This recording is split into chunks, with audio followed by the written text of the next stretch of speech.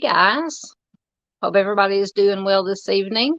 Welcome to an experimental late night live stream, True Crime After Dark. I'm just trying to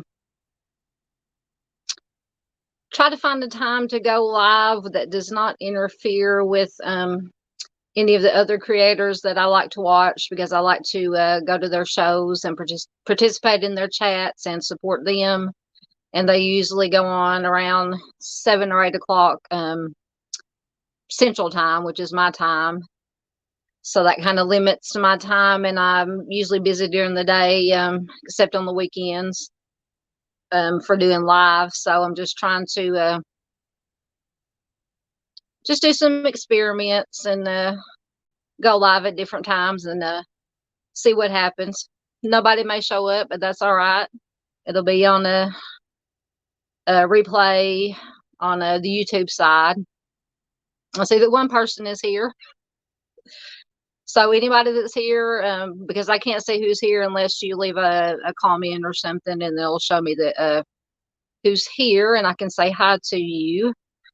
I don't have anything really earth-shattering to bring to you tonight. I know that's not a very good promo for getting people to come join a live stream, but like I said, this is just kind of a experimental. Oh, I should have known. Yes, I should have known. It was get working at Michigan Wifey. Hey, pretty lady, I say that way past my bedtime for this. Thank you so much. You are always here. You are my rock. You're usually here for my live streams, and I appreciate it very much. Yeah, like I said, it's because I watch two creators in particular that have inspired me to do my channel, and Chris from the Mob Crew, and of course Mr. Steve from True Crime Web, and they usually have their shows, like I said, around 7 or 8 o'clock Central Time, my time, and I don't want to interfere with them. And like I said, I want to always attend their watch their live shows and participate in their chat and support them, because they've been, especially Mr. Steve, has been very supportive of me and given me a lot of encouragement. So I just like to support them as much as I can, and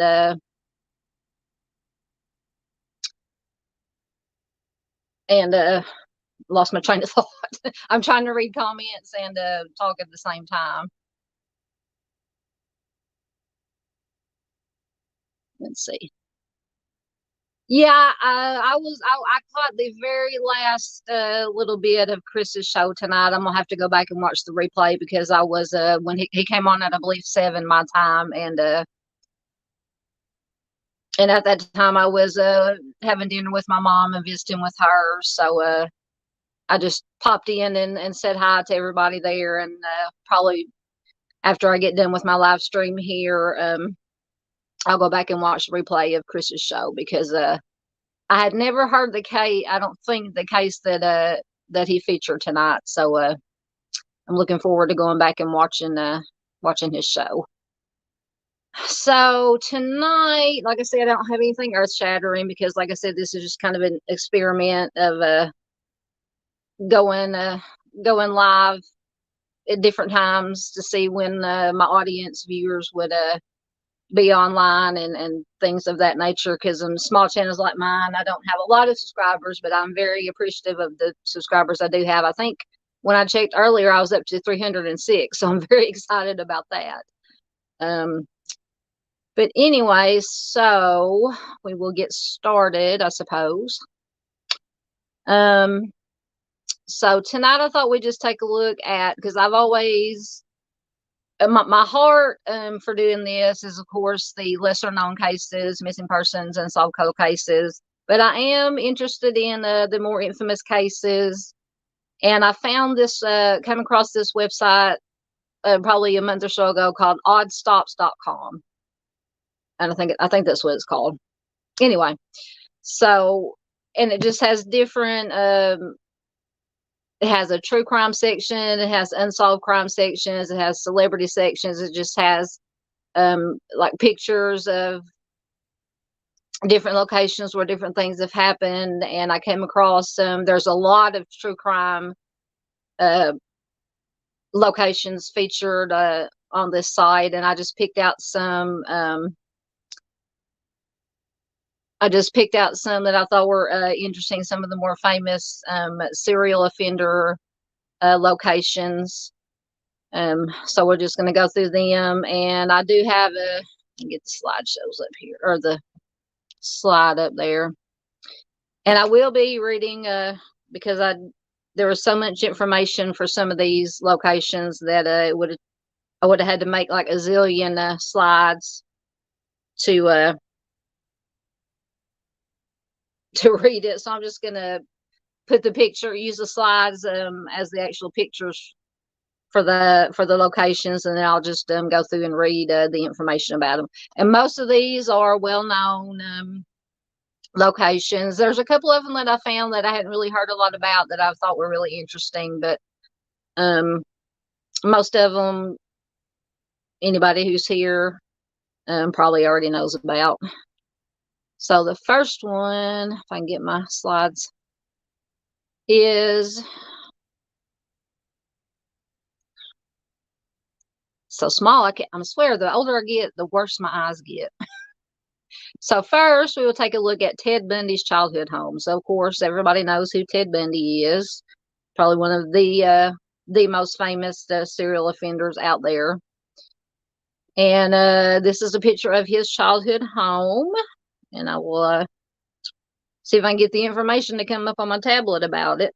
And I thought it was very telling, although none, as far as anybody knows, none of his actual victims were, their lives weren't taken at this particular home. There is one case in particular, which is actually my video that I have that I'm going to upload tomorrow.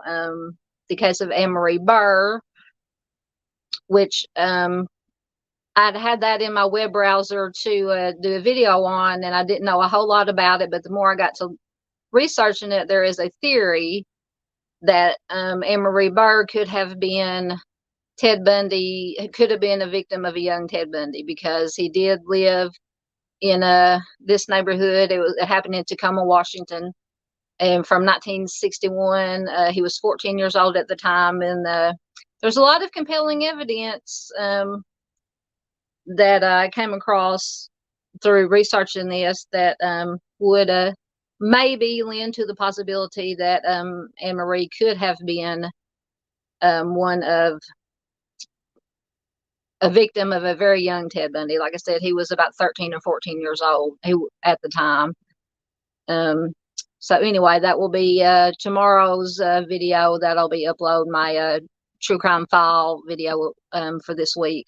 So be on the lookout for that tomorrow. But for tonight, we will get back to Ted Bundy's childhood home.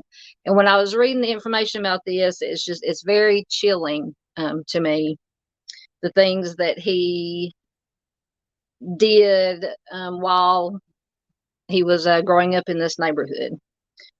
So he and his family moved to the neighborhood when he was about 6 or 7 years old. He lived there for 13 years with his mother, his stepfather, and his half siblings. And I don't know how many half siblings that he had. And it says the seeds of Bundy's descent into infamy can be traced back to this, what they call, unremarkable neighborhood. As you can see the picture there, it's just, not a fancy house, just a normal run-of-the-mill house. Back then, it's a nice house. Very nothing too fancy, but nonetheless. What I found interesting is it says during interviews, Bundy recalled how he used to roam around this neighborhood late at night. And when he was roaming around, he said he liked to steal things, peer through windows, and search through people's trash cans looking for detective magazines. So that right there, especially the part about peering through people's windows, is very, very creepy to me, as would be to anybody. And I'll try not to get too graphic with what he looked at in these magazines, but it was not the articles that he was looking at. He instead he found the photographs and illustrations of violence against women to be fascinating. So we all know what Ted Bundy did in his crimes. So at a very young age, he had already started going down this avenue. It is likely that Bundy's continuous exposure to these images at such a young age played a huge role in the development of his deviant fantasies. Well, of course it did. By the time he reached his teenage years, he was a voyeur who liked to sneak out of his house, creep around in the darkness, peer through women's windows.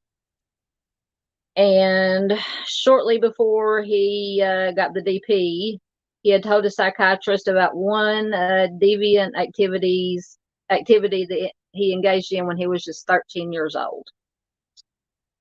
And this deviant activity is, he said that he liked to go into the woods behind his house, take off his clothes, and run around nude in the dark.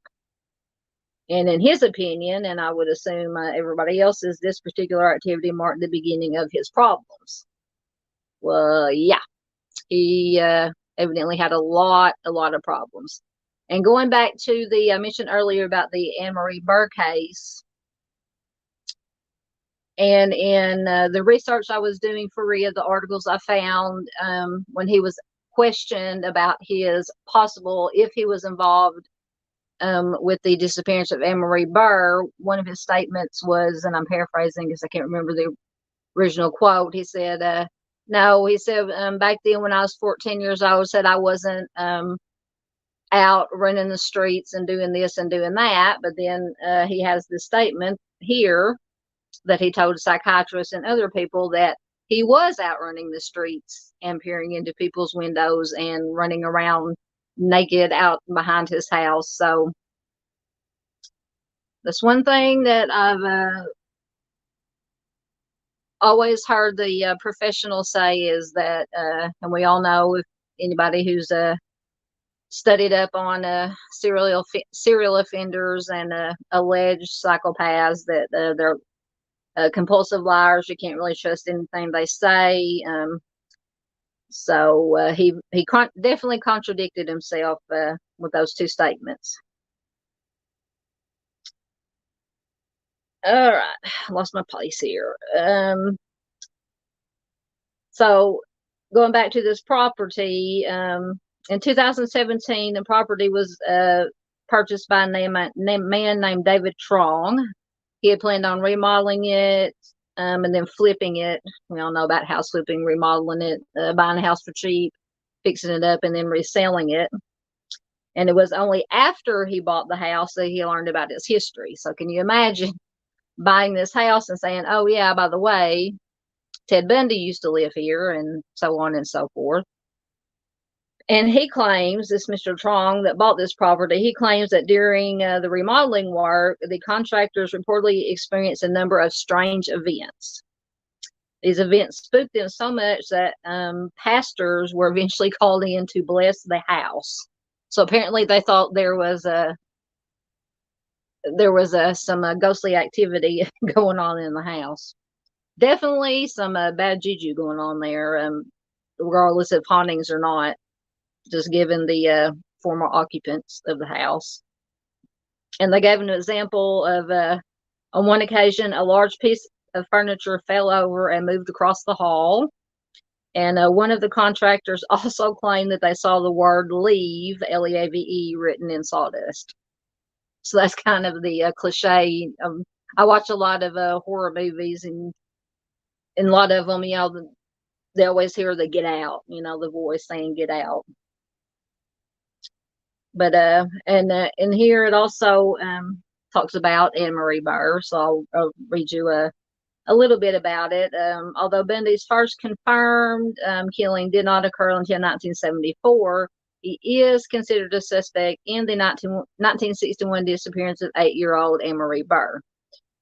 Anne Marie lived at and her family lived at North 14th Street, which was about 5 miles from this home. from the Bundy home. Bundy, who was 14 years old at the time, reportedly worked as a paper boy in the area. And he also, in the research I did for the Anne Marie Burr case, he also had an uncle who worked at the University of Puget Sound, which was just a few blocks, they said, away from the Burr home. And he, I think it was his uncle or his great uncle worked there, so he would visit his uncle there. So that would bring him in contact. Possibly could have brought him in contact with Anne Marie Burr. Aside from the paper route, because it did say that he did deliver papers in that neighborhood where Anne Marie and her family lived. So Bundy lived at this address until September of 1966, when he moved to the McMahon Hall Dormitory building at the University of Washington campus in Seattle.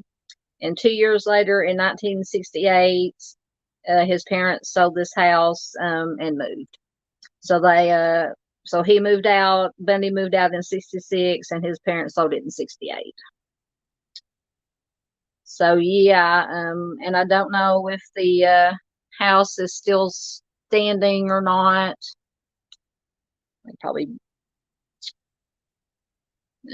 see if it says if it still has standing. Well, of course, 2000. Well, as of 2015, it was still there, so I would assume that it would probably still be there. All right. Let's see what we got next. Next, we have Gary Ridgway, the Green River offender. I have to be careful with the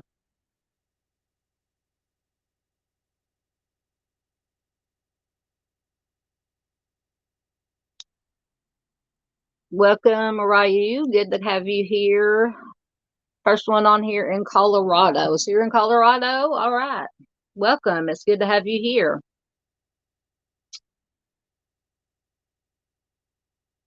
How's the weather in Colorado?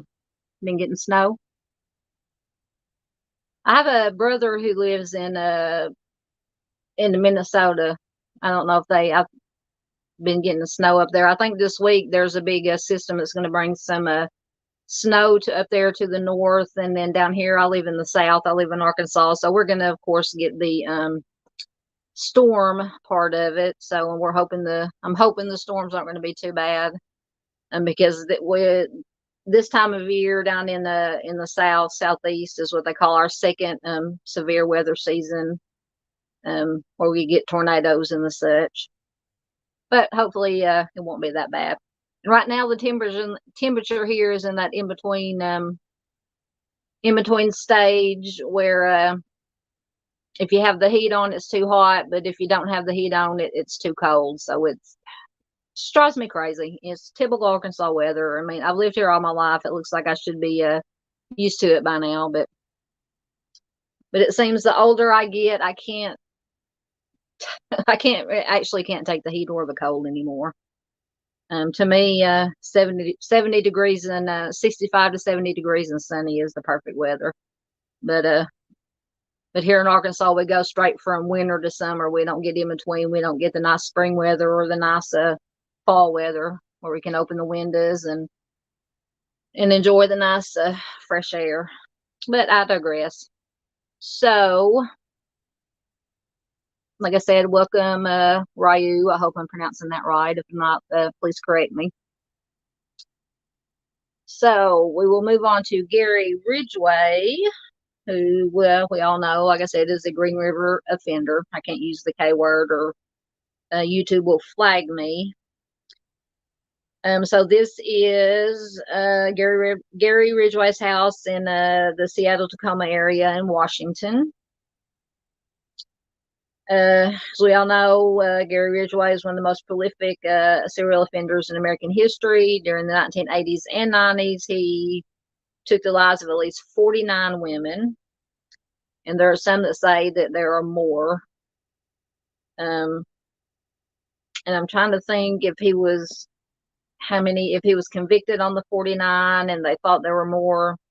Anybody that's watching out there, please let me know.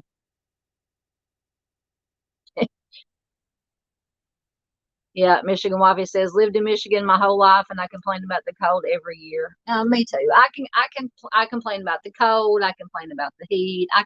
The older I get, I guess I'm just getting cranky because I find that I complain about just about everything: the heat, the cold, the aches, the pains, the not being able to see anymore.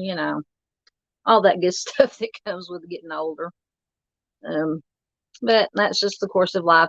It's better than the alternative.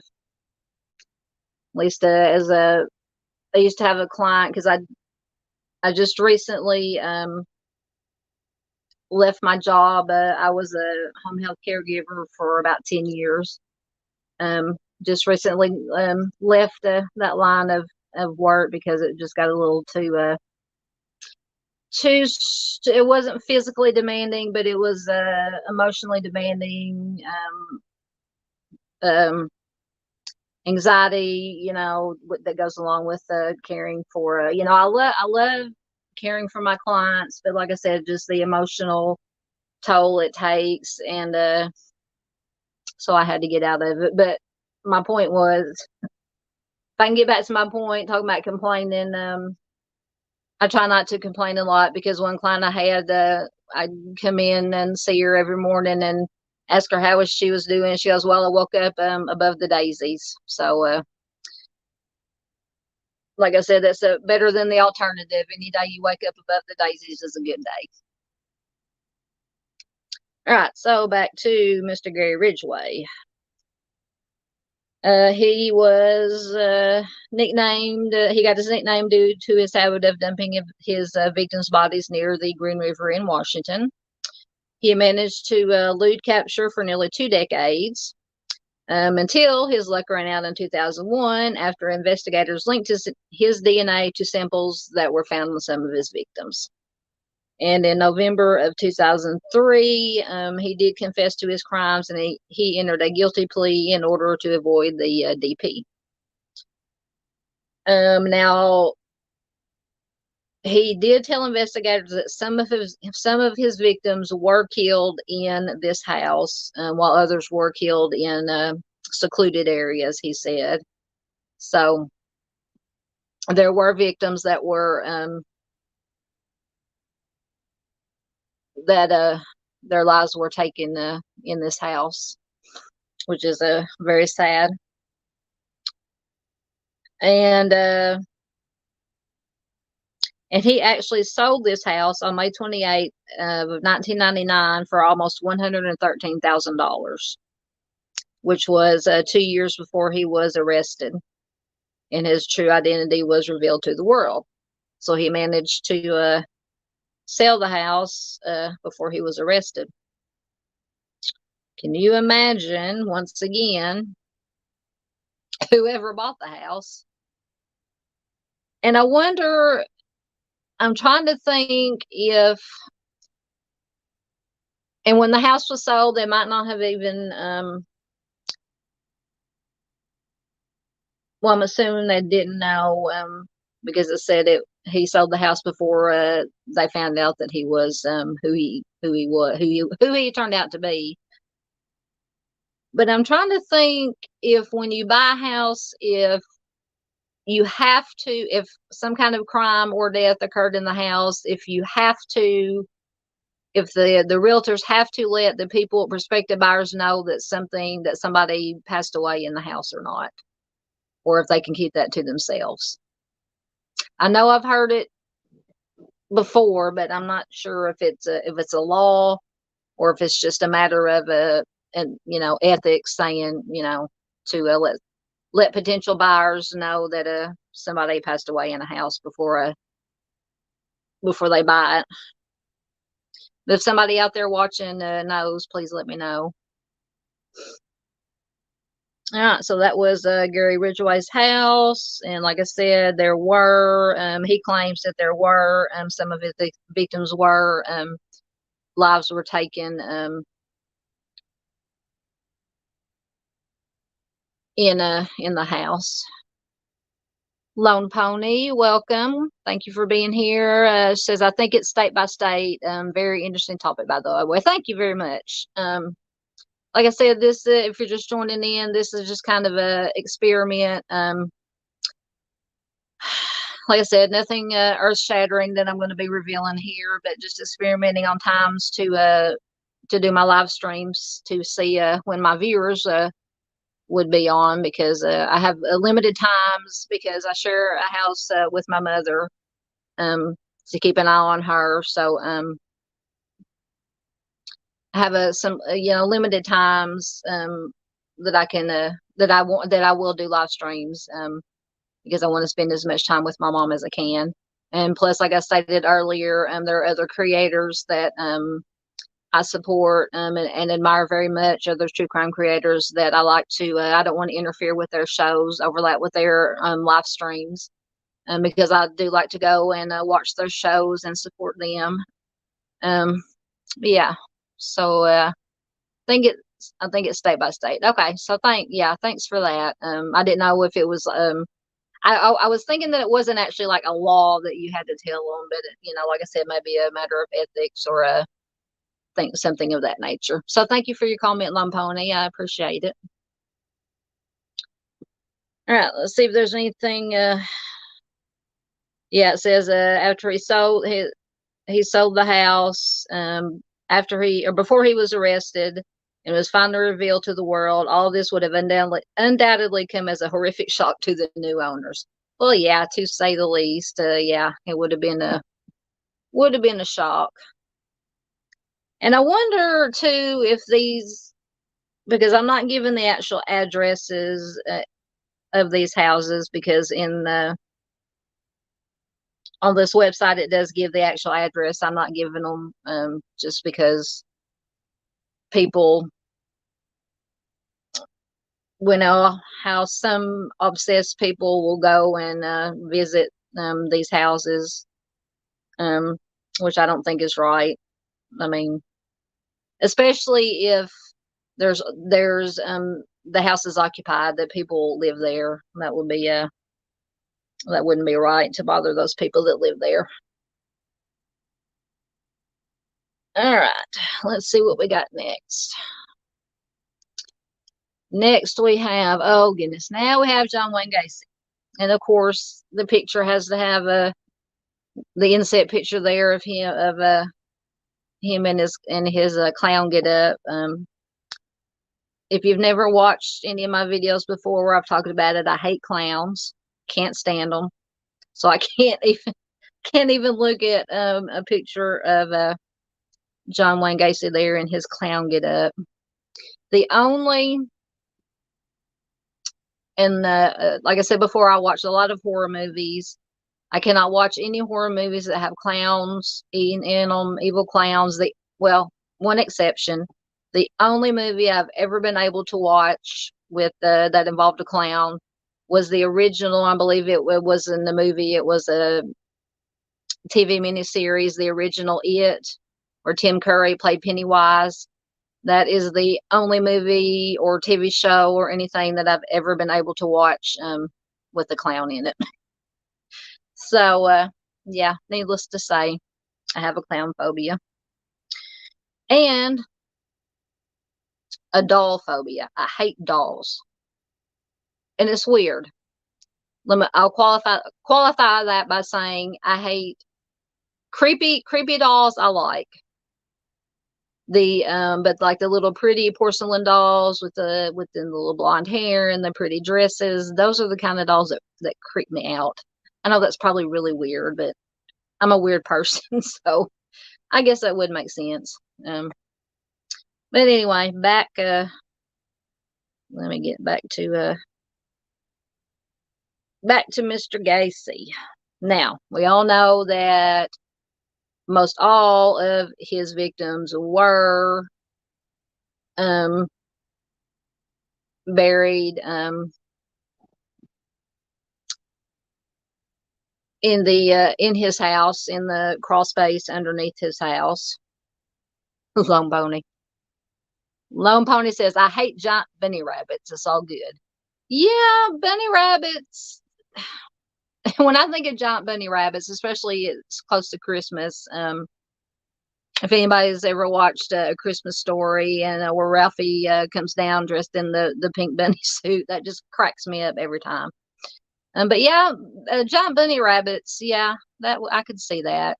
And there is, I believe it's in Rob Zombie's House of a Thousand Corpses. I believe, if anybody's ever watched that movie, Baby Firefly, at one point she's dressed in a bunny suit. I think that was kind of creepy. Yeah, yeah. So yeah, I could see the giant bunny rabbit. Um, I'm glad I'm not the only one who has weird phobias, by the way. All right. So, Mr. John Wayne Gacy, we all know he was a sadistic serial offender who tortured and took the lives of at least 33 teenagers and young men between 1972 and 1978. Now, the original house was demolished on April 11th, 1979, after extensive police excavations made it structurally unsound. Of course, they all the bodies were found in the crawl space underneath, so that would make sense that they had to do basically probably gut the inside of the house to get down into the crawl space to unfortunately find all the bodies that he had buried there. By the time the property was torn down, the inside had been completely gutted, leaving behind only the exterior walls and the roofs. It says, although the building itself no longer exists, it is still sad to think that 29 men lives were taken and buried on this lot. And two of the youngest confirmed victims were Samuel Dodd Stapleton and Michael Marino, both of whom were only 14 years old. Very sad. So, of course, we know his MO was luring victims back to his home, giving them alcohol. Once they were at ease, he was tricking them into putting on a pair of handcuffs. As soon as handcuffs were secured, he would lose his, they call his playful mask, and he would begin to carry out his sadistic actions. He also liked to taunt his victims and partially drown them in his bathtub. That's something that I don't think I'd read before. Afterwards, he would take their lives and then bury their remains in the crawl space beneath his house.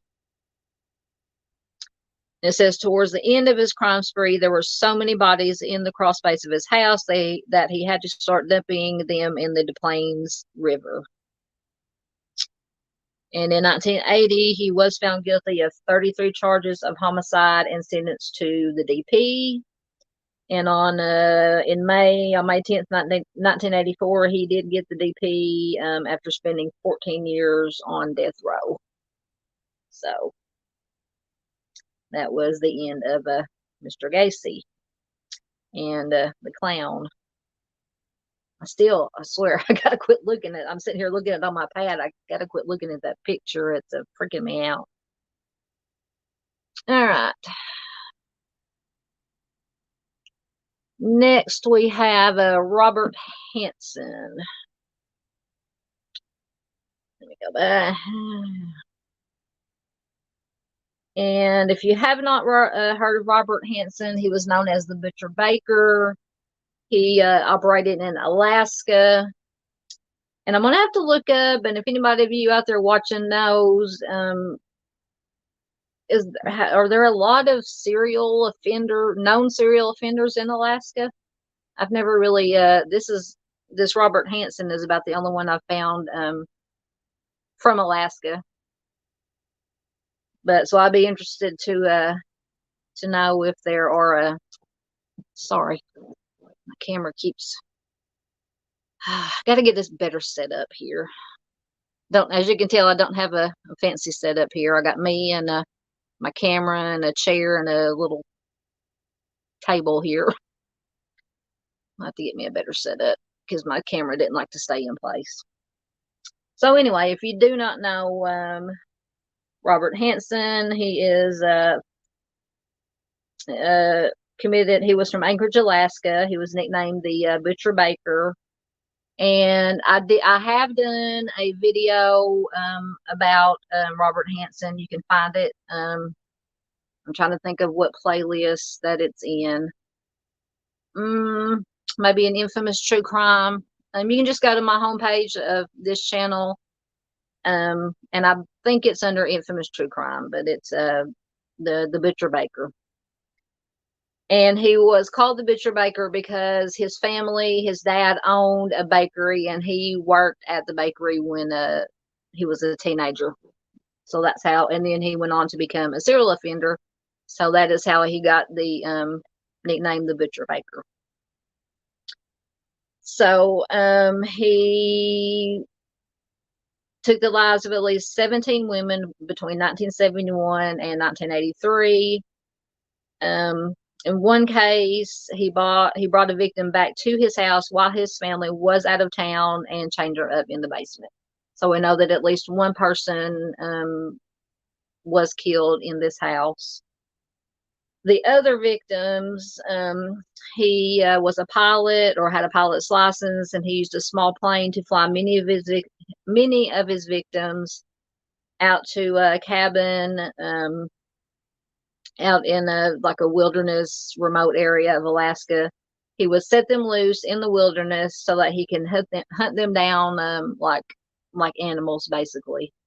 And he used a knife or a firearm. A criminal profile by FBI agent John Douglas painted Hansen as the lead suspect in the killings of several local women. This, coupled with claims that he had recently imprisoned and assaulted a sex worker, led to a search warrant being issued for his house. During the search, the Anchorage Police Department discovered some of the victims' jewelry in the basement of this house.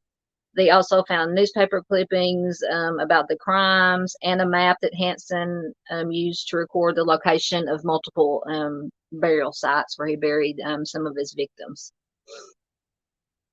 Although he initially denied involvement, he soon buckled under the weight of the evidence, because when they searched his house, they found the newspaper clippings, they found jewelry and things from the victims, and they also found firearms that he had used in some of his crimes.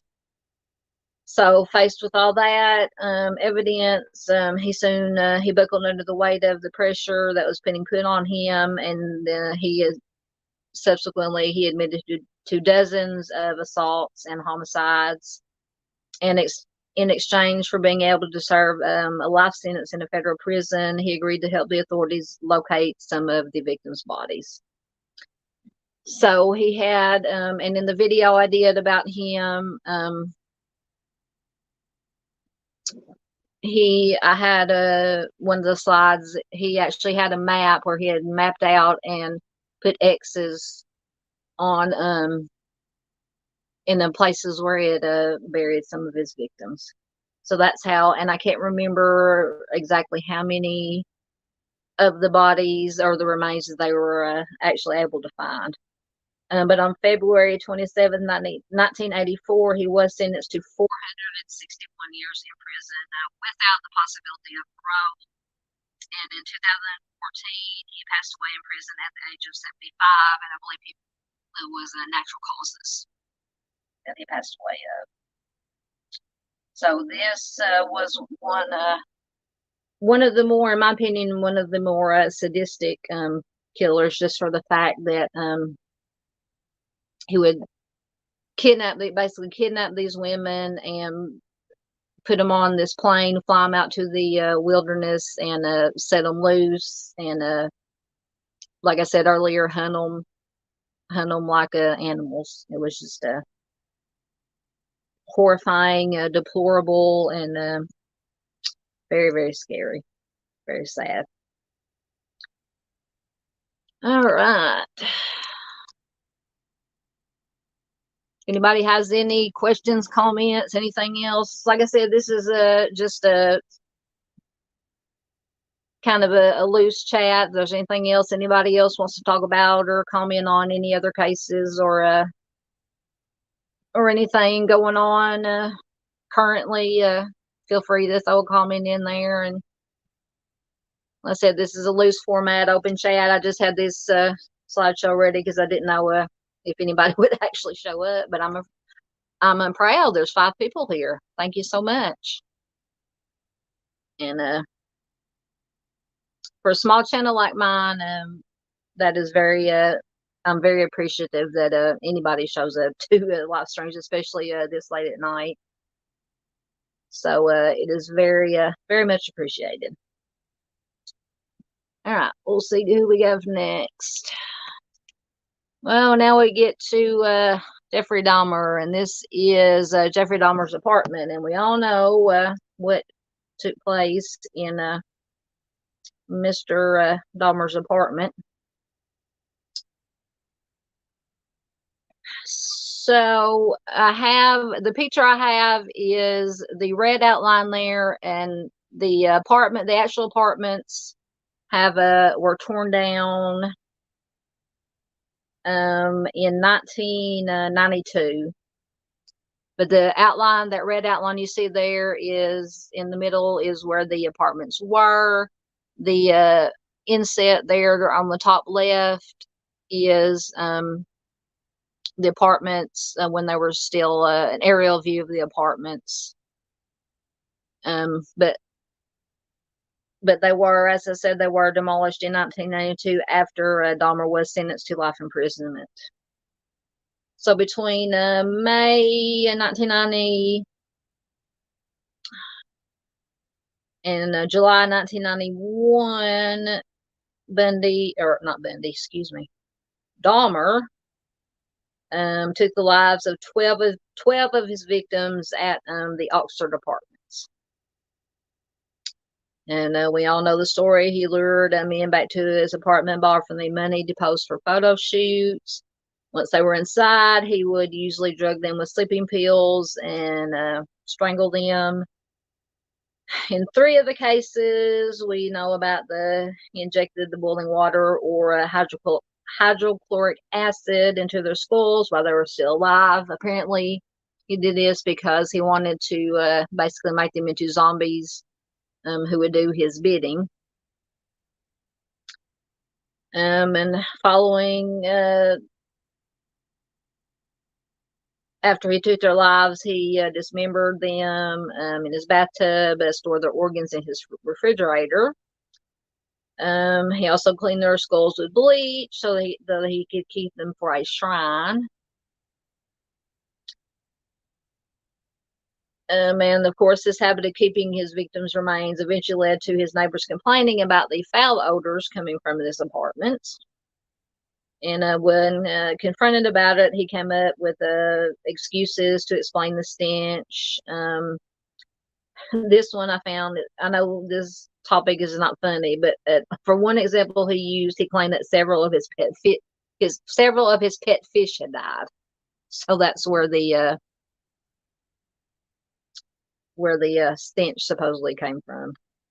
I mean, I've had pet goldfish that have died, and I don't think it would make enough of a stench to but that's what he came up with. Nobody said that serial offenders were the smartest. His crimes finally came to an end on July 22nd, 1991, after one of his intended victims managed to escape, and he flagged down 2 police officers. And when the patrolman arrived at the apartment, one of them noticed that an open drawer in the bedroom contained several photographs of human body parts. So yes, that would most definitely get the attention of a police officer or anybody. This discovery, of course, led to his arrest and a thorough search of the premises. During the search, crime scene investigators found dozens of human remains, including severed heads, 7 skulls, 2 skeletons, 4 torsos, a bag of human organs, and a pair of severed hands. So he had quite the collection going. During questioning, Dahmer quickly confessed to his crimes and admitted that he had regularly, can't talk, it's too late at night. He had engaged in cannibalism, and he also claimed that he was planning on building a shrine with the skulls and the two skeletons. This man was a piece of work. Although he pleaded guilty but insane, a jury rejected his insanity plea and declared him sane. And on February 17th of 92, he was given multiple life sentences. And 2.5 years later, he was beaten to death by an inmate at the Columbia Correctional Institute in Wisconsin. So he was taken care of, so to speak. So yeah, to me, Jeffrey Dahmer was I would say probably just about the worst as far as what he did to his victims and what he did to them while they were alive, and then what he did to their remains after they passed away. Very, very, very, I don't even have a word for it. Deplorable. Didn't even start to cover it, how bad his crimes were. All right. Next, we have the Grim Sleeper. Now, I have heard of the Grim Sleeper, but I've not done a deep dive into his crimes. But he operated in Los Angeles, California area. He lived at this house pictured until his arrest in July of 2010. He took the lives of at least 10 women between 1984 and 2007, and he is also suspected of being responsible for the deaths of 15 more. He was nicknamed the Grim Sleeper because it seems that he went dormant between 1988 and 2002. And before this little hiatus that he took, he was known as the Southside Slayer. Investigators identified Lonnie Franklin, which is his real name, as a suspect after saliva samples taken from the victims' bodies proved to be a familial DNA match with his son. So apparently, a year before, his son had been arrested for possession of a weapon, and he was arrested, and of course they took his DNA and entered it into the system. And then when they found the victim, the DNA on the victims of Lonnie Franklin, the Grim Sleeper, they put it in the system, and it came up a familial match to his son, and that's how he was caught. Or, well, it was the beginning of how he was caught. So 3 days later, well, after they had got this familial DNA match, they put Lonnie Franklin under surveillance. And 3 days after that, they followed him to a pizza place where he was attending a child's birthday party. Realizing that they had an opportunity to collect a DNA sample from him, one of the officers went inside and posed as a waiter. And once everyone at the party had finished eating, this waiter, who was a police officer, retrieved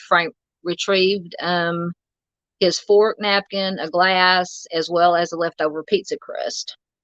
And I believe that's how, if I remember correctly, was it Rex Heuermann that they collected? They got some DNA off a pizza crust. I could be wrong. But I think it was Rex Heuermann. So pizza crusts have played a big part in getting DNA from. The saliva on these items proved to be an exact match with the Grim Sleeper, Lonnie Franklin's DNA. And on July 7th, 2010, police arrested Franklin and charged him with 10 counts of homicide. During a search of his house, they uncovered hundreds photographs of women, some of whom seemed unconscious or deceased. And they also found 2 of his victims' ID cards in his garage. In 2016, Franklin was found guilty of 10 homicides and sentenced to the DP. And 4 years later, he died in prison at the age of 67. And it says a cause of death has never been released to the public. So I found that interesting. So we don't know if it was natural causes or not. All right, I've got some comments here. Lone Pony says, I think the childhood, early years of serial offenders is something that deserves more attention. I appreciate you covering this topic. Thank you very much. Yes, I also think that too. And I also think that, in my opinion, a lot of these, what turns out to be adult serial offenders, in my mind, in my opinion, I think they start at a very young age. Of course, you always hear the, not cliches, but the general, the abuse of killing of animals and wetting the bed and all the things that the FBI has used as a standard for determining what serial offenders do. But I just, I just can't get it out of my head that that when they, and I'm sure that when they find serial offenders such as the Bundys and the Dahmers and the Rex Heuermans, and that if they go back and look at when they were at least teenagers, maybe preteens, adolescents, that they should and probably do go and look at missing children in the area, that these future serial offenders that went on to become serial offenders. And it would not surprise me if there are a lot of very young victims from when these future serial offenders were young themselves in their teen and preteen years, that very likely they could have taken the lives of very, very young children, 6, 7, 8-year-old children. Like I said, that's just my opinion. I do not know. I'm not an expert. I've never claimed to be an expert. I just, am very interested in this topic, and I've watched and listened to professionals who do know what they're talking about. And yeah, it's scary to think how many potential serial offenders who are 10, 11, 12, 13 years old that are out there now that could possibly go on to be future adult serial offenders.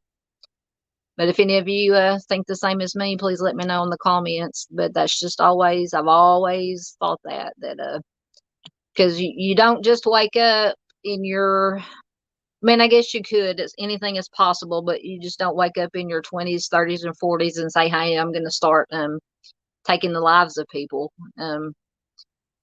It just, but that's, like I said, that's just my opinion. But thank you for that comment. And yeah, I thought this topic was very interesting, something different. I tried to try to think of different angles of how to look at true crime, and try to bring something not new or earth shattering, but just a little different perspective sometimes.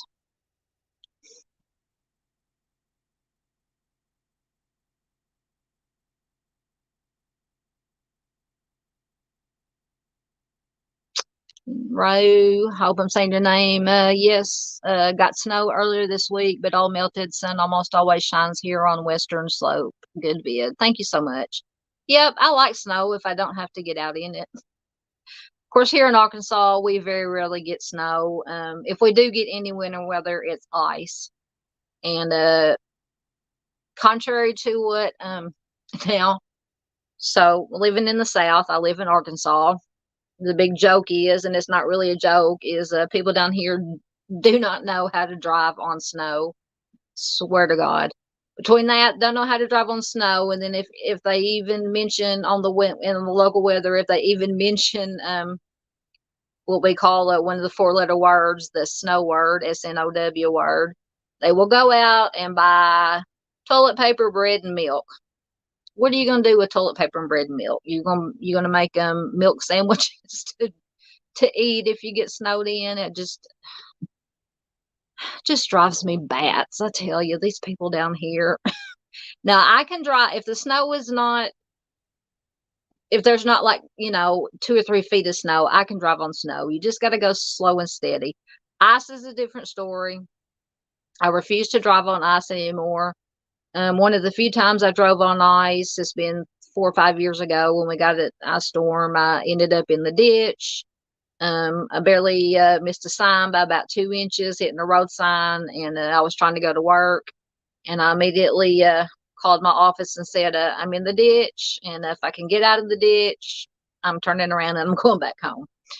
But luckily, a very nice young gentleman stopped, and he got I was driving a Tahoe at the time. He got my Tahoe out of the ditch for me and got it pointed in the right direction, and I took myself home.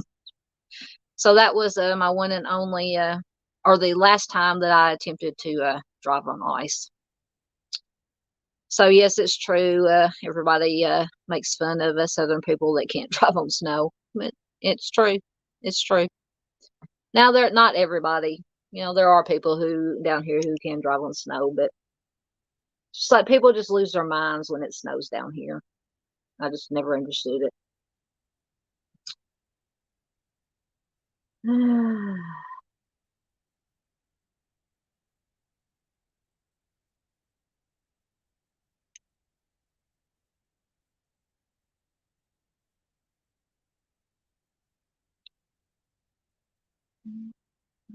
Just trying to get caught up on comments here.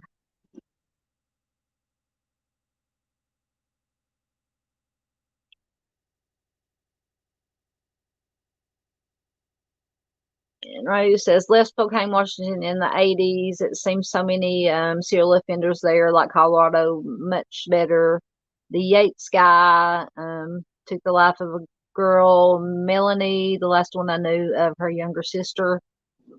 I haven't heard of that one. The Yates sounds familiar. What was the first name? Yates. I'm thinking that I read something about a Yates here not too long ago, but you might refresh my memory. Thank you for that comment.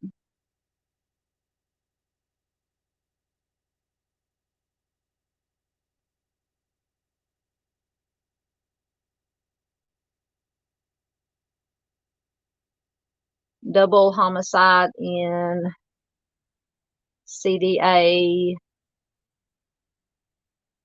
In 80s, messy place. I would not want to live in a house where homicide victims, especially people I knew and cared for. Yeah, I would not want to. Definitely would not want to live in a house where I knew some very bad things had taken place. Luckily, I have, except for a few times, I've lived basically in the same house all my life. Our family owns a farm, and so we pretty much stick to the farm and stick together. And as far as I know, well, I know nobody has passed away in my house. Now, my grandparents, which they passed away a long time ago, they're next door. The house is next door. My uncle lives there now, and I'm trying to think. Maybe my great great or great great great grandmother or grandfather did maybe pass away in my grandparents' house, or my uncle lives now, but I'm not too sure about that. I'll have to ask my mom. But I've been in that house, and it's old. That house is probably over 100 years old. So even though I grew up in it, in and out of it, all my life, creepy house. If you look at it now, it's a big, 2-story old wooden house. Be pretty creepy at night to stay in. I don't know if I could stay in there spend the night there anymore, especially after all the true crime that I watch and listen to now. It probably creep me out just a little bit too much to spend the night there these days.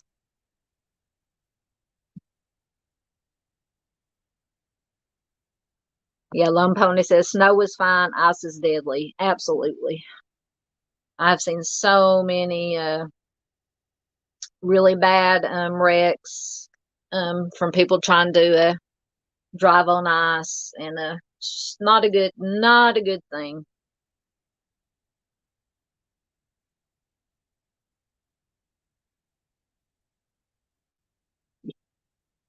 I think Rose shares my distrust of clowns. Says 9 killed at a store here years ago. They tore down, yet rebuilt, remodeled, still blood seeps through. Clowns are demonic, can have evil spirits behind them. Sketchy. Yes, I hate clowns. I'm telling you. I think I probably, and I also have a phobia of spiders, and I would probably rather deal with a spider than deal with a clown. Um, so what store, you said 9 killed at a store years ago. Was it like a spree kind of thing, or just let me know? I'll look into it. Yeah, I believe that talking about clowns and can have evil spirits and stuff. I'm also interested in the supernatural, paranormal. I believe.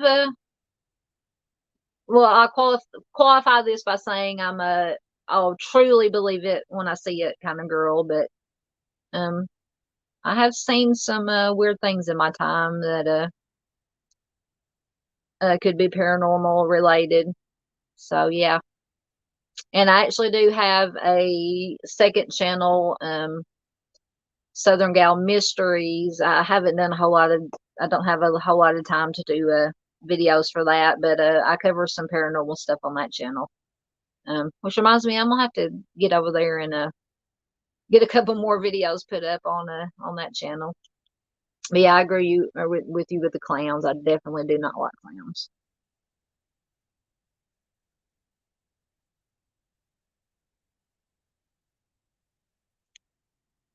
All right. Mm, okay, I got sidetracked with the evil clowns. Now I'm gonna have nightmares about clowns tonight when I do go to bed. All right. So, all right. I think we finished with Lonnie Franklin, the Grim Sleeper. We'll see what we got going on next. Make sure I'm on the right side. Oh my goodness, no, that's not what I wanted to do. Hold on. Having technical difficulties. Know what I did. Oh, there we go. Get back to my bookmarks. Okay, so Dean, next we have Dean Coral House.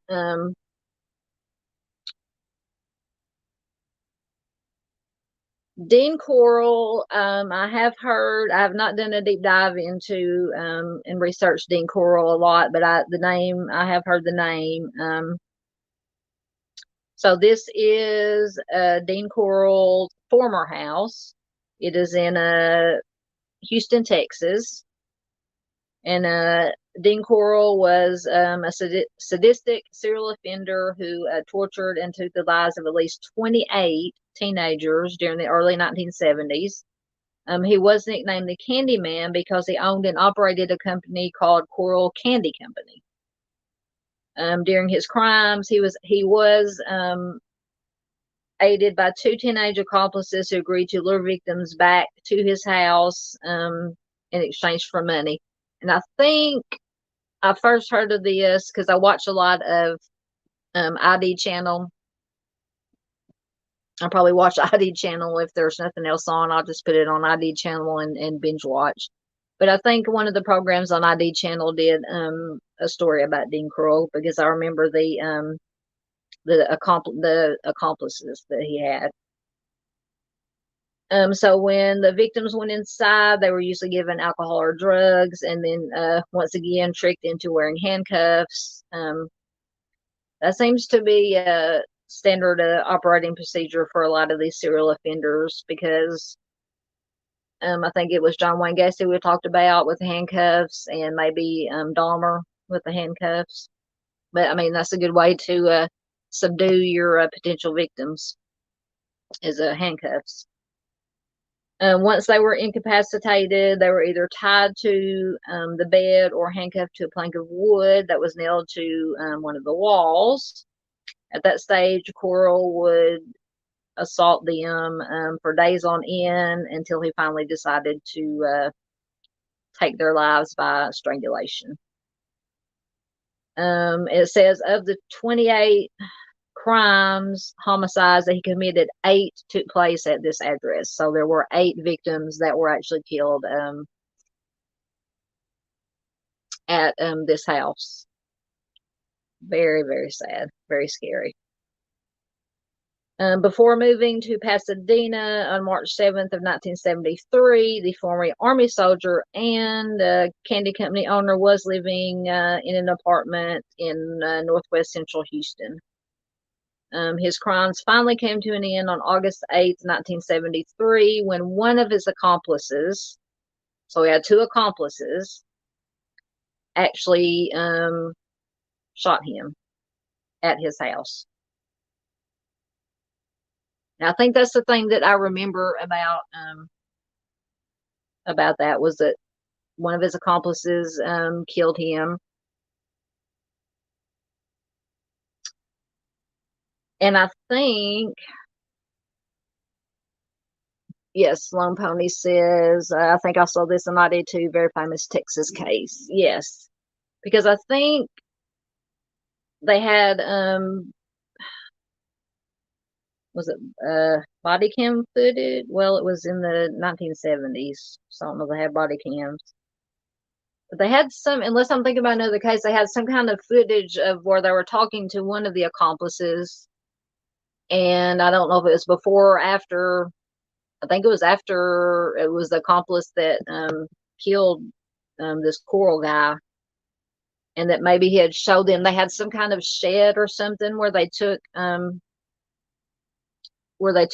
stored or hid some of the remains. I may be thinking about a different case, but to me, but that's familiar to me. So, Lone Pony, if you have any more information on this, just put it in the comments. Let me know if I'm wrong or not. I probably am wrong, but yeah, yeah, very sad case, as they all are.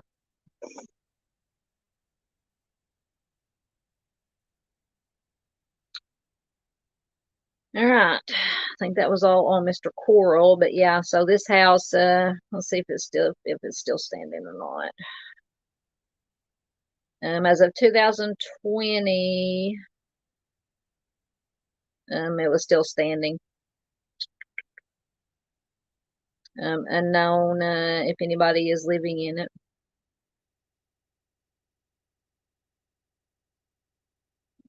Oh, so here's some more on his 2 teenage accomplices. He had 2 teenage accomplices named David Brooks and Elmer Henley. Brooks and Henley agreed to lure other teenagers back to the house in exchange for money. In the early hours of August 8th, 1973, Henley brought Timothy Curley and Rhonda Williams back to this residence. However, the fact that Henley had allowed a girl to return with him angered Coral so much that it eventually led to a physical confrontation between the pair. Although cooler heads prevailed, they managed to settle things. Henley soon decided that he no longer wanted any involvement in the crimes.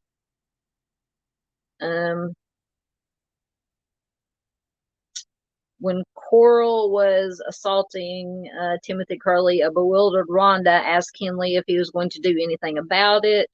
This short exchange seemingly awoke something in Henley. While Coral was focused on Timothy, Henley grabbed a firearm and shouted that he couldn't go on any longer. This sparked another confrontation between the pair in which Coral charged towards him and basically dared him to use a firearm. Realizing that his life was in danger, Henley squeezed the trigger and shot Coral 3 times. After being hit, the wounded Candyman stumbled out into the hallway, bounced off a wall, fell to the floor. As they lay face down, Henley walked over to him, finished the job. Following the shooting, Henley released both Timothy and Rhonda and called the police. And over the next couple of days, he confessed to his crimes and led the authorities to the victims' burial sites. After the extent of the crimes came to light, Brooks and Henley were both found guilty of homicide. Henley was found guilty of 6 homicides, sentenced to life in prison. And apparently he's 67 years old, is currently incarcerated in Karn County. And Brooks was convicted of 1 of the homicides and sentenced to life in prison. And in 2020, he died from COVID at the age of 65. So there is the story of the demise of Dean Coral. Right, interesting. I'm gonna have to look in. I might have to do a separate video about this.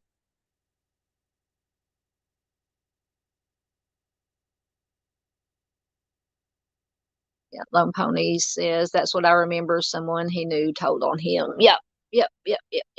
Exactly. But it's very sad. Even though these 2 teenage accomplices did commit crimes, it was just very sad how he lured and convinced them to help him with his crimes, and he ruined 2 teenagers' lives. Very sad. All right.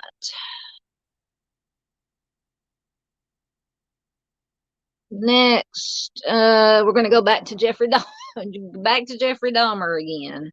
And this is no, we didn't go I was thinking about Ted Bundy. We did Ted Bundy's childhood home. Now we're going to Jeffrey Dahmer's childhood home. Let me find the right. There we go. So here we have Jeffrey Dahmer's childhood home, which is in Akron, Ohio. He lived there with his parents, Lionel and Joyce, and his younger brother, David. He was born in Milwaukee, but his family moved to Ohio when he was 6 years old. As a child, Jeffrey Dahmer reportedly developed an unusual fascination with animal bones. And over the years, this interest grew to the point that he eventually started collecting them.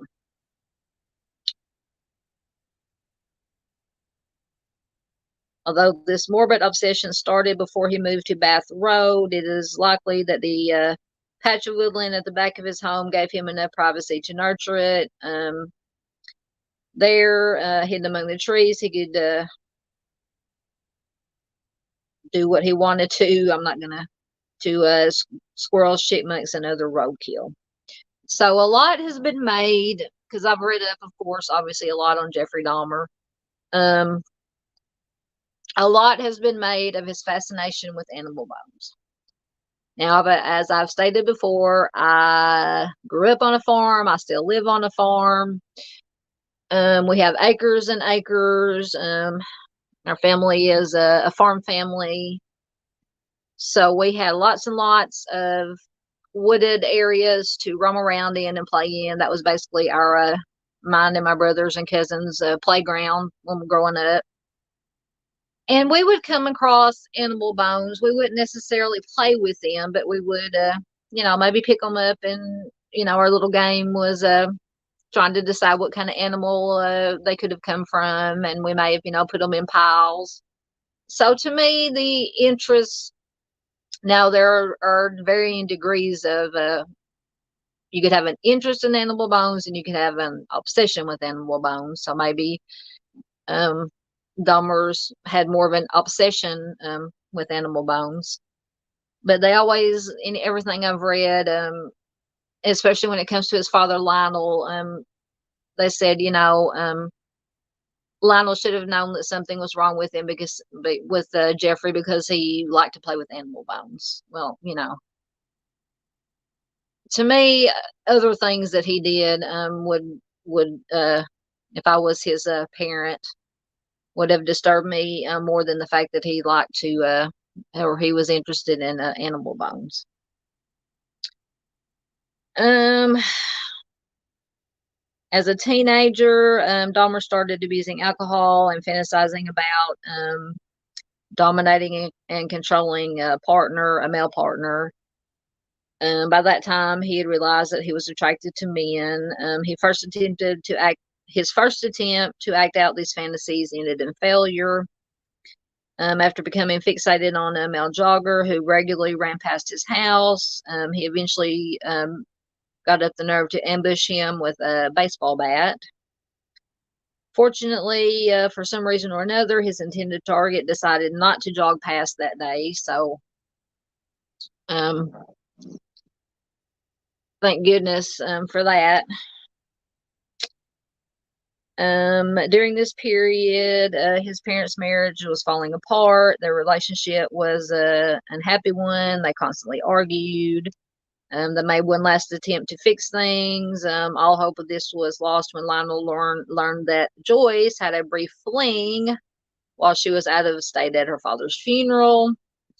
Shortly after that, they divorced, and Lionel decided to move out of the house. So Dahmer's first victim was killed at this house in June of 1978. And it says at the time he was staying at the house by himself because his mother and brother were living with relatives in Wisconsin. So apparently at that time, Jeffrey Dahmer was living at this house by himself. So on June 18th, 1978, Dahmer saw 18-year-old Stephen Mark Hicks hitchhiking on the side of the road and picked him up. After luring him back to the house by promising him free alcohol, he eventually attacked him with a dumbbell and strangled him. This attack occurred after several hours of drinking, at which point Stephen Mark Hicks expressed his desire to leave. Of course, Dahmer did not want him to leave. Um, Following After he took the life of Stephen Mark Hicks, he dismembered him in the basement before burying the remains in the wooded area at the back of this house. A few weeks later, he dug up the remains. He removed try not to be too graphic. He removed all the flesh from the bones. He then ground the bones up into dust and scattered them in his backyard. And Dahmer continued living at this address until July of 1979 when he joined the Army and was deployed to West Germany. So this house did have at least one victim killed here, and the remains were disposed of in the backyard. See if the house is still standing.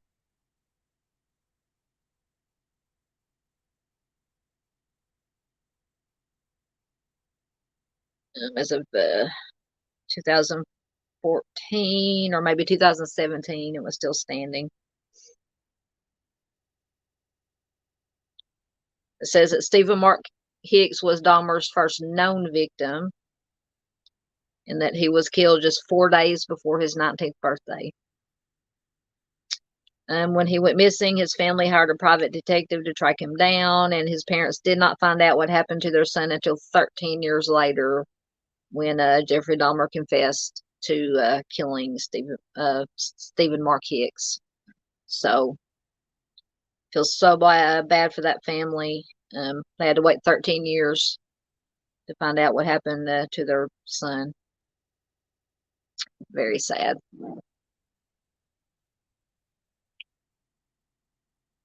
All right. See what we got next. I think we're about getting to the, I don't know how many I had on here. I think we're about to the end.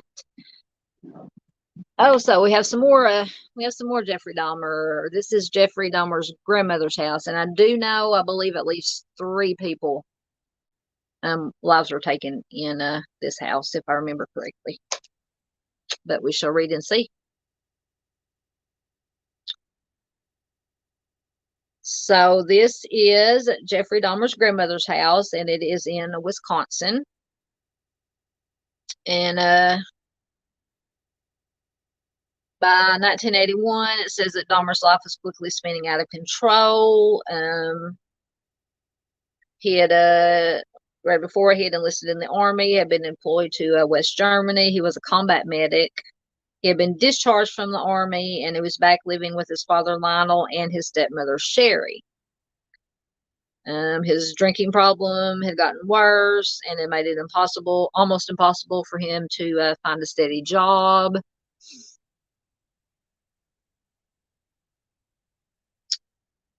And in December of 1981, Dahmer was sent to live with his grandmother, Catherine Hughes. At the time, it was hoped that he would be able to get him through and persuade him to sober up. Sometimes grandparents more than parents can have a lot more influence on the behavior of children. Well, he wasn't a child at the time. Young adults and children. I know sometimes when I was growing, because like I said, I grew up right next door to my grandparents, and a lot of times I would listen to my grandparents before I would listen to my parents. So at any rate, he was sent to live with his grandmother, and initially it seemed as though this move to his grandmother's house was going to be a successful. Although he did not stop drinking, he did find a job, and he helped out around the house, and he also accompanied his grandmother to church. But unfortunately, it wasn't long before he reverted back to his old behavior. In 1982, he was arrested for exposing himself to a group of people at the Wisconsin State Fair Park. And around the same time, he was also fired from his job as a phlebotomist, which I believe a phlebotomist has something to do with blood, the taking of blood or the analyzing of blood. Somebody can correct me if I'm wrong.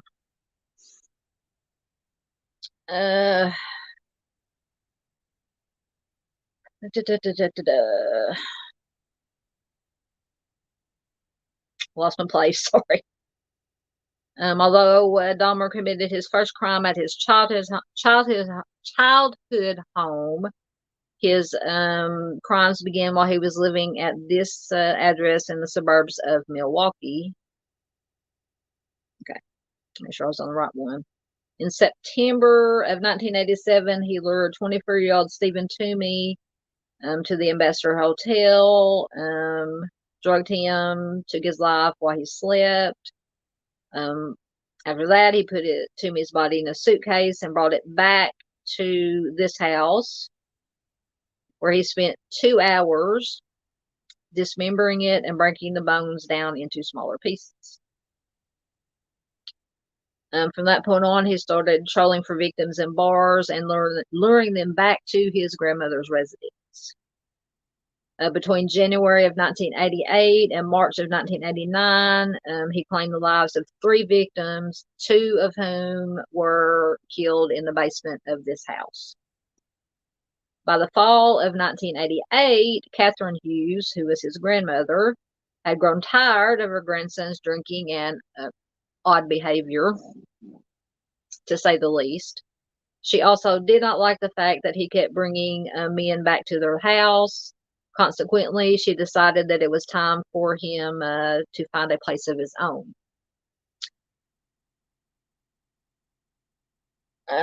He did find an apartment, and it wasn't long before he fell foul of the law. Within 2 days, he was arrested for drugging and assaulting a teenage boy.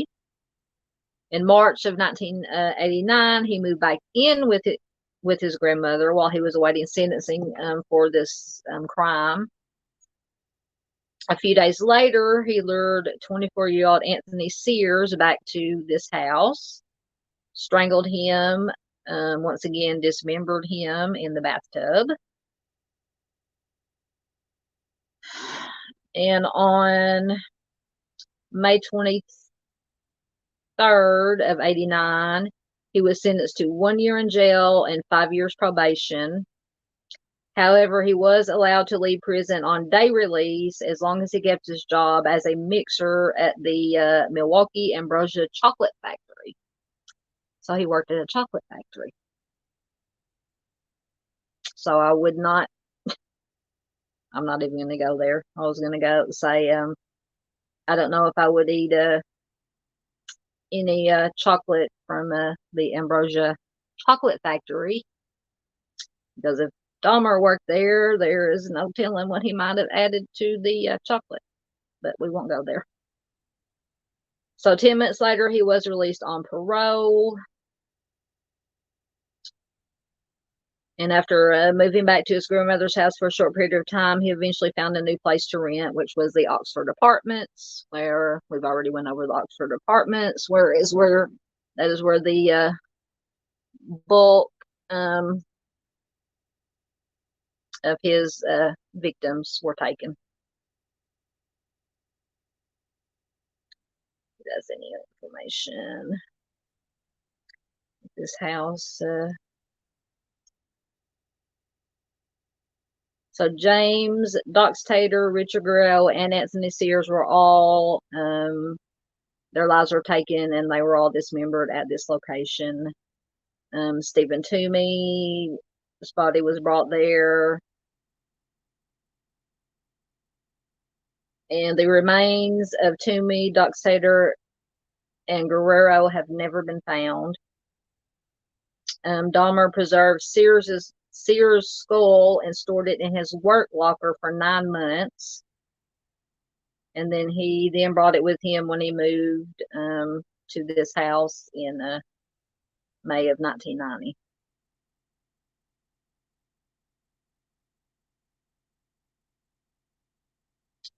Yeah, so this house has a body count on it, unfortunately. It's a beautiful house. That would be, if I had a dream, or a dream house, that would be I like that style of house. Don't like the things that happen inside of it, but I do like that style of house.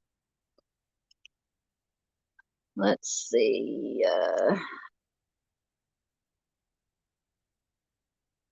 Okay, Rose says Yates in Spokane, Washington, a pilot for a high military to utilize the mostly prostitutes.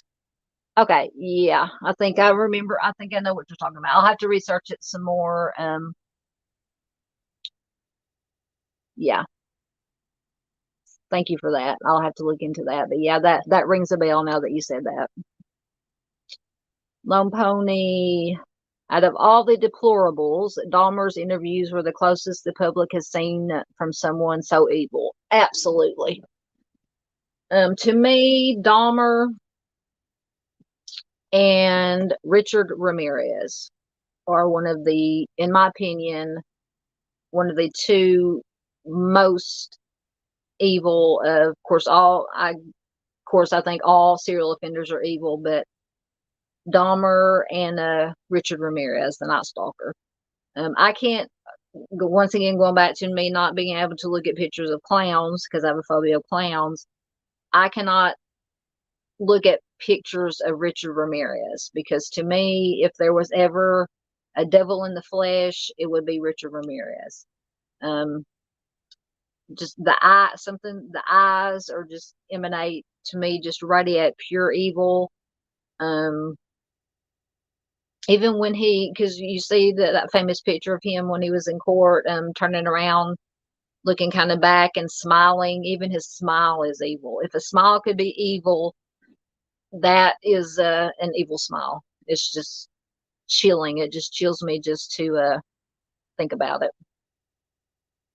But yeah, I agree. Dahmer is very, very evil. Thank you for that comment, by the way.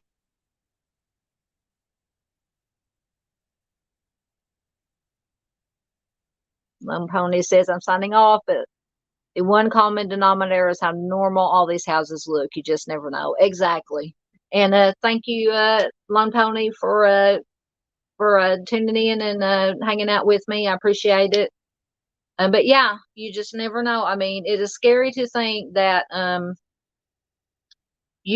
any of us right now could be living next door to a serial offender, and we would never know it just by the looks of the house. And they could lead to lead to separate lives, especially if they are married and have a family. They have their normal family side, and then they have the serial side. So it's scary that you just never know. You never know. But thank you so much, Lone Pony, for joining in. I appreciate it, and I hope to see you again soon.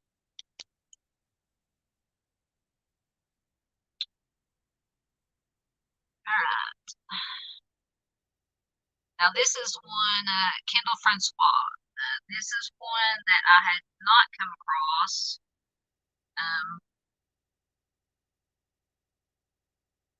until I was started um, looking at this Odd Stops website that I found this at. So Kendall Francois. Now this house is in Poughkeepsie, New York. Francois was nicknamed the Poughkeepsie Offender. I can't say the K word. And he took the lives of 8 women between 1996 and 1998. His victims were all sex workers, and they were found stashed away in his basement and his attic of this house. So this is a house that bad things happen in. He lived while this was occurring. He lived in this house with his parents and his older sister. Police reports indicate that the inside of the house smelled putrid because the rooms and hallways were filled with garbage. Empty bottles, food, piles of clothes, old newspapers, broken furniture were strewn everywhere. The cabinets, sinks, and the closets were also filled with junk. They said the stench was so overpowering that investigators had to put on anti-putrefaction mask before entering the property. I'm assuming that's not like just one of them paper masks that you put on, but like a full bodysuit kind of thing that you put on. I just couldn't imagine going into a house like that. And that's not counting the apparent human remains that were in there. And it says because of all this other garbage that was in there, this may explain why Francois' family did not smell the decomposing remains of its victims. So, like I said, he was living in the house with his, what did I say, his parents and his sister were living in the house with him at the time, along with these remains. His crimes came to an end on September 1st, 1998, after a woman that he tried to strangle in his bedroom broke free and convinced him to let her go. Francois seemingly agreed to drive the woman back to the location where he had picked her up. However, she did jump out of the vehicle and ran away while they were en route. And God bless her for being strong enough to have the gumption to get out of the vehicle, because I have a feeling that he was not going to take her back to where he had picked her up and let her go. Don't think that would have was what was going to happen. And you would ask, how did he? Because he had this woman, what did I say, tied to his bed in his bedroom. and he had his parents and his sister living there. And I know that it's possible, but how do you not know, other people in the house not know that this was going on? Once again, absolutely not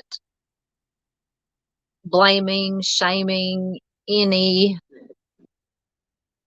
of the family members, but it's just,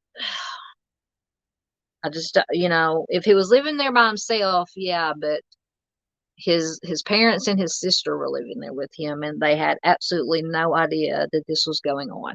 Like I said, it happens all the time, um, with these serial offenders who have, because they always say if they're married, how does their wife not know that they're committing these crimes? But it's possible. But most of the time, when these serial offenders are committing these crimes, they're not doing it at their actual house. Unless you consider Rex Heuermann, but he committed, I think it may be at least one of his victims, I said, may possibly have been killed in the house he shared with his wife, but she and the kids were out of town, were not there at the time. So it's possible. It happens a lot. So following his arrest, this Francois quickly confessed to these crimes. His involvement did not come as a huge surprise to detectives, as he was already a suspect due to his reputation. Excuse me. Due to his reputation for being violent toward sex workers. 1 year earlier, the police had surveilled his home while investigating the disappearance of a local worker. Although they looked around the property, they failed to find anything to justify a search warrant. The police arrived at this address in the early hours of September 2nd, 1998, and immediately began searching the house. After finding his victim's remains, they charged him with 8 counts of first-degree homicide. In 2000, he agreed to plead guilty to avoid the DP. Shortly afterwards, he was sentenced to life in prison without the possibility of parole. During his legal proceedings, Francois's lawyers told the court that his client had HIV. And in 2014, he did die from age-related illness at the age of 43. Information. It says 1 year after Francois was arrested, this property was sold for just $14,500. The new owners renovated the property and then sold it for $105,000 roughly 1 year later. So I wonder if they were aware of what had transpired in this house, and after they renovated it, if they let potential buyers know what transpired in this house. Like I said, we were discussing earlier, I don't know if it's of his Lone Pony or somebody else said maybe a state by state, whether realtors had to disclose if any deaths or fatalities had taken place in a home.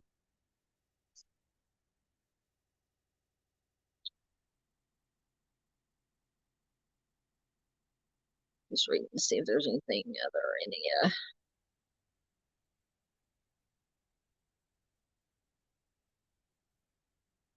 anything of interest. All right, we're gonna move this along. We're already at the hour 40-minute mark. I think I just got a couple more left. All right, next we have Ed Gein. Ed Gein has always interested me.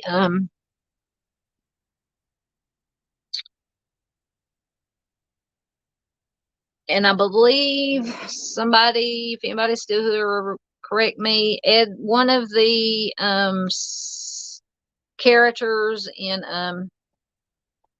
was it Hannibal or Hannibal Lecter or Leatherface or somebody? Ed Gein was the model of one of a horror movie or a psychological thriller character. I can't remember who it is right now. Shame on me because I know. I wanted to say it's Hannibal Lecter, but I'm not sure. So anybody here that knows, please let me know. So this is the site where Ed Gein's house once stood. Well, actually, I used a different picture. That is the house there. And in the top left there is a picture of old Ed Gein. This house was located in Plainfield, Wisconsin. Ed Gein was a suspected serial offender and grave robber whose grotesque crimes have cemented him as one of the most notorious criminals in American history. His rural farmhouse was destroyed by fire in the early hours of March 1958. At the time, it was just 10 days away from being auctioned off to the highest bidder. Although I don't know why anybody would want to buy this house, because if you know anything about Ed Gein, you know what was inside the house. Not good stuff. Although the cause of the fire has never been officially determined, it has been widely speculated that the property may have been targeted by an outraged local or a relative of one of Gein's victims. Due to the bizarre and depraved nature of his crimes, that's putting it mildly, there were also worries among the Plainfield community that the house might become some kind of macabre tourist attraction. Once again, we go back to, I was talking earlier about these weirdly obsessed true crime fans who like to go to these houses of these serial offenders.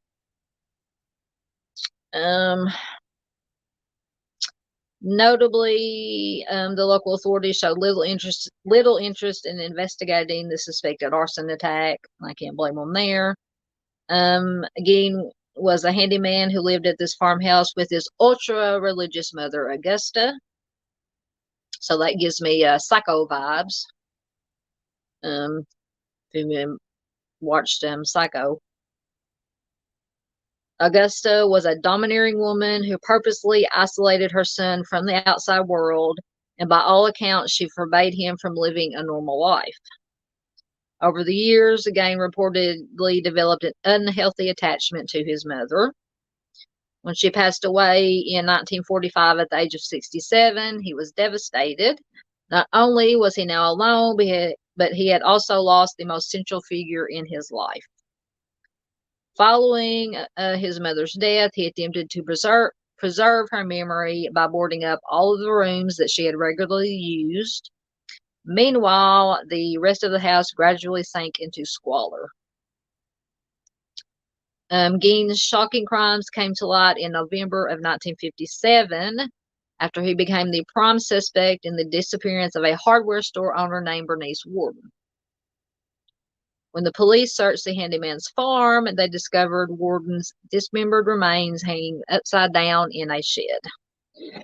And I have accidentally here many, many years ago came across the actual picture of Miss Warden's remains hanging in the shed, and it's something that you do not want to see if you're the faint of heart. After entering his house, they found a skull belonging to a woman named Mary Hogan, who had mysteriously vanished 3 years prior. They also came across a face mask that Gein had created out of Hogan's skin. So that lends me to believe that maybe the Leatherface character from Texas Chainsaw Massacre was maybe partly inspired by Ed Gein.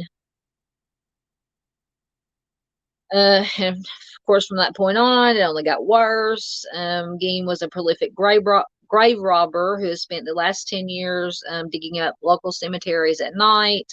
In most cases, he usually targeted fresh graves that belonged to young and middle-aged women. Following the loss of his mother, he attempted to recreate her using human body parts. During a search of the house, the police discovered skulls, bones, household items that were made out of skin, female organs, noses, lips, skin mask, and Warden's heart in a bag beside his stove. Geen had placed skulls on his bedpost and created a lampshade from human facial skin. We've all heard about that. He also used some of the skin to create covers for his chairs. The scene was so repulsive that some of the responding officers had to rush outside to vomit. Well, yeah, I think I would have too. Most definitely. After being diagnosed with schizophrenia, Geen was sent to the Central State Hospital for the criminally insane, and roughly 10 years later, it was determined that he was finally able to take part in a trial. Acting on the testimony of doctors, a judge eventually found him not guilty by reason of insanity and committed him to a mental hospital. He spent the rest of his life locked away until he finally passed away of lung cancer in July of 1984. So yeah, Mr. Geen, he was one of the worst of the worst. And I think I have the next picture is actually it's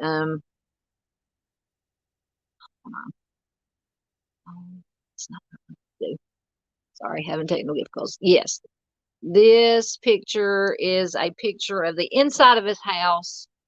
This is actually, you can kind of see it, the bed that he slept in inside the house. So yeah, not a good place.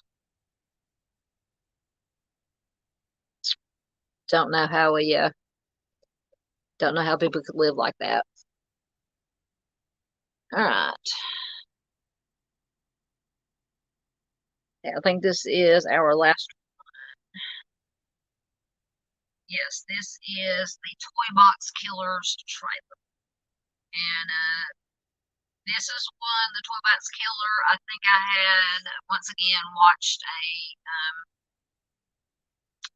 show probably on ID about the Toy Box Killer. I kept saying killer. YouTube is going to flag it. The Toy Box Offender. And the actual trailer is not there anymore, but this picture where you see the gate is where the trailer stood. The top picture on the right is a picture of the trailer. And of course, the bottom right picture is David Parker Ray, who was the Toy Box Offender. And this was in Elephant Butte, New Mexico. It says he lived in a trailer on this Grover Road up until his arrest in March of 1999. He was a kidnapper, SA, torture, and suspected serial offender. Although he was never convicted of homicide, the police discovered evidence among his belongings that indicate he may have took the lives of dozens of women between 1957 and 1999. Evidence they found were hundreds of pieces of female jewelry and handwritten diary entries that describe violent deaths. Following his arrest, he reportedly agreed to show investigators where he had buried some of his victims. However, he passed away of a heart attack before the interview could take place. Ray's case caught the media's attention after it came to light that he had spent a huge amount of money converting a cargo trailer, which is the trailer you see in the upper right, into an elaborate soundproof torture chamber. And I do have another picture I'll show of the inside of what they call the toy box, or what he called the toy box. The trailer, which sat outside his residence, was fitted with torture devices, locks, chains, pulleys, surgical instruments, an alarm system, and air conditioning. So apparently he wanted to be nice and cool while he was doing his dirty deeds that he was doing in there. He enslaved, tortured, and assaulted women in this trailer, which he personally nicknamed the Toy Box. In certain cases, he would drug his victims so that he could induce amnesia, hypnotize them into forgetting the incident, and then release them. His girlfriend and accomplice, Cindy Handy, claimed that the women he took the lives of were dismembered before being dumped in ravines and the Elephant Butte Reservoir. He was finally arrested in March of 1999 after a victim named Cynthia Vigil managed to escape and alert the authorities. Ray eventually agreed to plead guilty to kidnapping and torture in exchange for a more lenient prison sentence. For his daughter, Glenda Jean Jessie Ray, who had helped lure one of his victims back to his trailer. So not only, this is just deplorable to me, not only did he commit these crimes, and at least one time he managed to convince his daughter to help him. That just sickens me. In 2001, he was sentenced to 224 years in prison, and 1 year later, he died of a heart attack at the age of 62. So that is, of course, the trailer is not there anymore.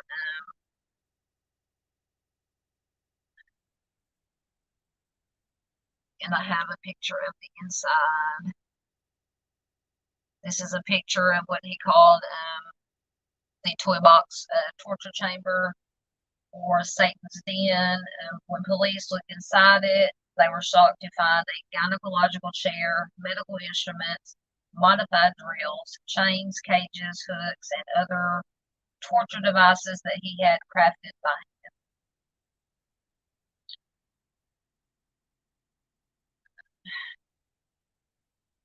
So his final victim, Cynthia Vigil, who managed to escape, she had been chained up on a bed in the living room. When she escaped, Ray was arrested. They obtained a search warrant to search his residence. Upon entering the living room, they saw a bed, chains, and a bucket that she had been forced to use as a toilet. And there were also signs that a struggle had taken place, and all these details, of course, corroborated her story. And their suspicions were strengthened when they noticed these various torture devices. And at that point, they decided to search the trailer that was parked outside, and that's when they found his toy box, as he called it.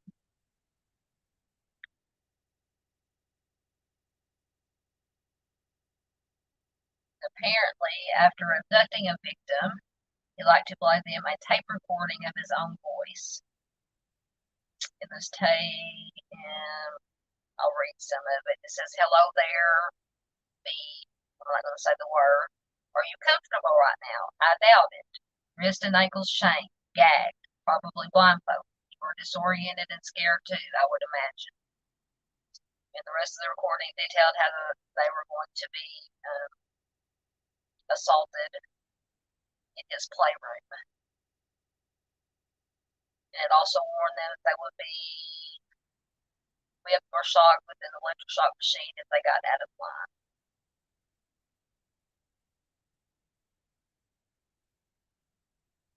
It is believed that his sadistic tendencies stretched back to his early adolescence, as his estranged sister said he was drawing sadomasochistic images by the age of 14. So see, once again, when we're talking about how I believe that these serial offenders started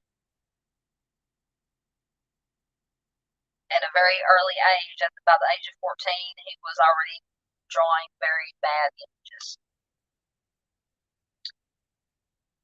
And he told his first wife that he committed his first crime in 1957 when he was just 18 years old.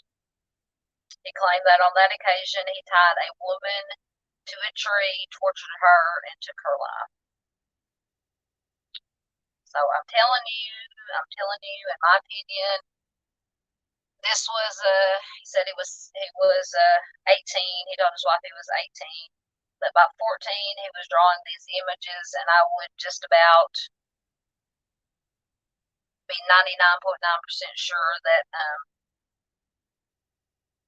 he could possibly have taken the life of a very, very young child when he was himself young. But that's just my opinion. Um, all right, guys, we've been going almost 2 hours. I thank everybody. Thank you so much for being here. Lone Pony, Ryu, Michigan Wifey, everybody else that was here participated. I appreciate all of your comments and your support. Anybody who watches the replay, thank you so much. If you found this informative or interesting, please give me a thumbs up. On small channels like mine, any likes, comments, and shares that these videos and live streams get, it helps push it out to more people, and that is the most important thing. This was I usually concentrate on lesser known missing persons and cold cases. That is the heart of my channel, to bring attention to these cases that don't get the national attention. Of course, with this live stream, we did delve into some of the more well-known, infamous serial offenders, which we'll do on occasion. It is interesting on occasion to take another look at some of these well-known offenders. But for the most part, my channel is dedicated to bring a positive voice for the missing, trying to get their stories out there so that they are never forgotten. That is the mantra of my channel. Never forget the victims, never forget the victims' families, and try to do a little small part here in this YouTube, my little corner of YouTube, to help get this information out to anybody and everybody we can as quickly as possible. So with that, I will say good night. Take care of yourselves. Be careful out there. Take care of each other. That's the most important thing we can do, is take care of our fellow human beings so we can all make it through this life safely. And with that, good night, and I will see you later.